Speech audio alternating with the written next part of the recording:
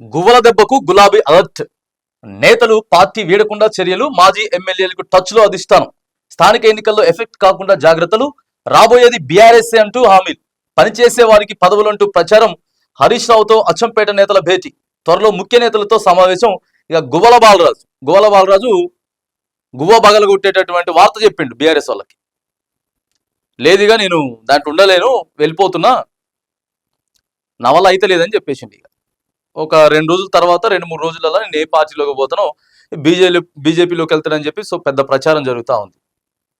ఇక ఈయనతో పాటు ఎందుకంటే గతంలో ఎమ్మెల్యేలకి కొనుగోలుకు సంబంధించినటువంటి ఆ ఫామ్ హౌస్ అంశంలో గువ్వల బాలరాజు కూడా ఉన్నాడు.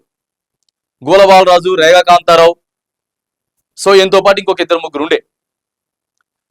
ఆ ప్రచారం ఏదైతే ఉందో దానికి సంబంధించి మాట్లాడితే, లేదు మా అధిష్టానం ఏదైతే చెప్పిందో, కేసీఆర్ ఏమైతే చేయమన్నాడో దాని ప్రకారమే మేము షురూ చేసినాం తప్ప వేరేది ఏం లేదని కూడా చెప్పిండు. కానీ సో మరి ఈరోజు బీఆర్ఎస్ పార్టీ నుంచి గువ్వల బాలరాజు పోవడం అనేది మామూలు విషయం కాదు. ఎందుకంటే స్థానిక సంస్థల ఎన్నికల ముందు ఇది కొద్దిగా ఇబ్బందికరమైనటువంటి విషయమే, బీఆర్ఎస్కి ఇబ్బందికరమైన విషయమే. ఇంకా మాజీ ఎమ్మెల్యేలు ఎవరెవరు ఉన్నారు, ఎవరు వెళ్దాం అనుకుంటున్నారు, ఎవరు మనతో ఎలా టచ్లో ఉన్నారు, సో ఆ నియోజకవర్గాలలో వాళ్ళ ఉనికి ఎట్లుంది అని కాపాడుకునేటటువంటి ప్రయత్నం, తెలుసుకునేటటువంటి ప్రయత్నం బీఆర్ఎస్ అధిష్టానం అయితే చేస్తా ఉందంటే. ఇక బీఆర్ఎస్ పార్టీ అలర్ట్ అయింది.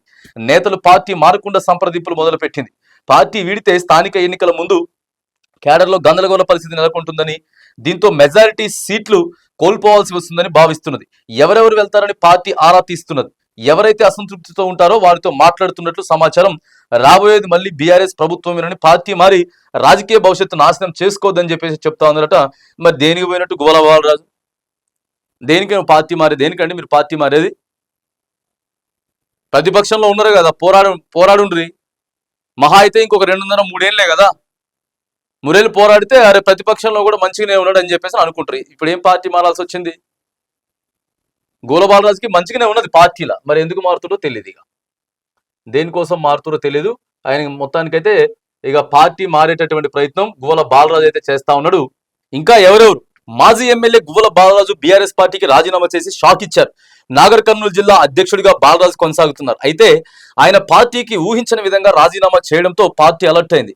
ఇంకా ఎవరైనా పార్టీ మారే ఆలోచనలో ఉన్నారా అనేది ఆరా తీస్తుంది. అంతేకాకుండా ఎవరైనా నారాజుగా ఉన్నట్లు, పార్టీలో గుర్తింపు లేనట్లు భావిస్తున్నారా అని తెలుసుకొని వారితో సంప్రదింపులు చేస్తున్నట్లు సమాచారం.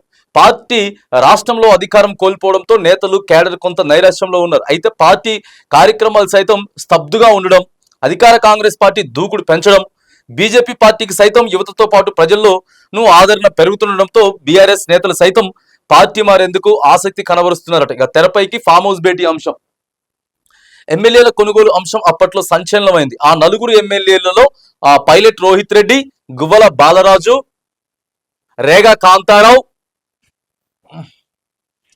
బీరం హర్షవర్ధన్ రెడ్డి ఉన్నారు. అయితే గువ్వల బాలరాజు ఇప్పుడు హఠాత్తుగా రాజీనామా చేసి బీజేపీతో సంప్రదింపులు చేస్తున్నారు. నాడు ఎమ్మెల్యేలతో సంప్రదింపులు చేసేందుకు బీజేపీ నేత బిఎల్ సంతోష్ ప్రోద్బలం అనే ప్రచారం జరిగింది. అయితే మళ్ళీ ఆయన తెర మీదకు వచ్చారని, బాలరాజును బీజేపీలో చేర్చుకోబోతున్నట్లు సమాచారం. అయితే అదే ఫామ్ హౌస్ లో ఆ సంప్రదింపులు జరిపిన వారిలో మరో 3 బీఆర్ఎస్ పార్టీలో కొనసాగుతున్నారు. దీంతో వాళ్ళు సైతం పార్టీ మారతారనే ప్రచారం జరుగుతున్నది. ఈ సమయంలో బీరం హర్షవర్ధన్ రెడ్డి మాత్రం పార్టీ మారడం లేదని మీడియాకు క్లారిటీ ఇచ్చారు. అయితే ఏ నేత అయినా పార్టీ మారితే తాను మారుతున్నట్లు ఇప్పటివరకు చెప్పిన దాఖలాలు లేవు. ఇప్పుడు కూడా అదే జరుగుతుందా అనేటటువంటి ప్రచారం కూడా జరుగుతూ ఉన్నది.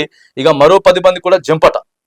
మరోవైపు పార్టీలోని మరో 10 మంది ఎమ్మెల్యేలు జంప్ అవుతారని జోరుగా ప్రచారం జరుగుతుంది. కానీ పార్టీ అధిష్టానం మాత్రం అలాంటిదేమీ లేదని, కేవలం దుష్ప్రచారం మాత్రమే అని కొట్టిపారేస్తుంది.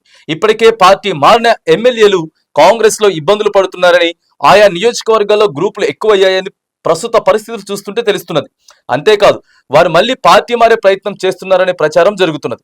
ఇంకోవైపు బీఆర్ఎస్ పార్టీ నేతలు మాత్రం పార్టీ మారిన ఎమ్మెల్యేలు వచ్చేందుకు సంప్రదింపులు జరుపుతున్న మాట నిజమేనని అభిప్రాయం వ్యక్తం చేస్తున్నారు. ఈ తరుణంలో పార్టీ మారేందుకు ఎవరు సిద్ధంగా లేరని, అదంతా తప్పుడు ప్రచారం అని కొట్టిపారేస్తున్నారు. ఇప్పటికే పార్టీ మారిన ఎమ్మెల్యేలపై బీఆర్ఎస్ కోర్టులో ఫైట్ చేస్తుంది. ఈ పరిస్థితుల్లో మరొకరు పార్టీ మారేందుకు సిద్ధపడతారా అనేటటువంటి ప్రశ్నలు అయితే తలెత్తుతా ఉన్నాయి.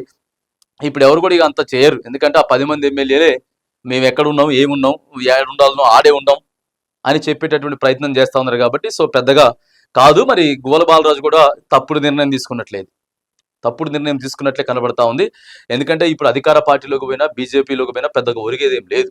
ప్రధాన ప్రతిపక్షంలో బీఆర్ఎస్ ముందుకెళ్తా ఉంది కాబట్టి సో ప్రజల కోసం పోరాడి ఆ తర్వాత ఒకవేళ అదృష్టం బాగుండి అధికారం వస్తే మళ్ళీ ఒక మంచి పదవి దొరుకుతుంది. కానీ మరి బాలరాజు మాత్రానికి గట్టి షాక్ అయితే ఇచ్చిండు, గులాబీ పార్టీకి షాక్ అయితే ఇచ్చి సో పార్టీ మారుతున్నట్లు మాత్రానికి సో క్లియర్ గా ఆయన చెప్పేసిండు.